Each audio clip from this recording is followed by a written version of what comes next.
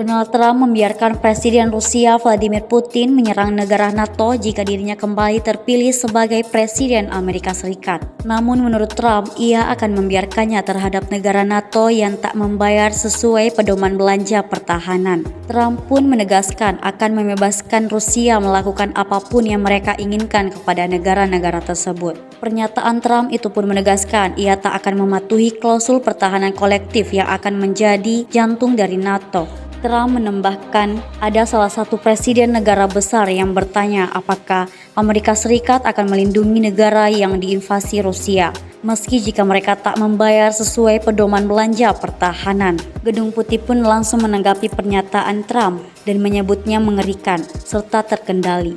Mereka pun memuji upaya Presiden Amerika Serikat Joe Biden untuk memperkuat aliansi tersebut. Mendorong invasi terhadap sekutu terdekat oleh rezim pembunuh adalah hal yang mengerikan dan tak tertahan, membahayakan keamanan nasional Amerika, stabilitas global dan perekonomian kita di dalam negeri. Juru bicara Gedung Putih Andrea Bates.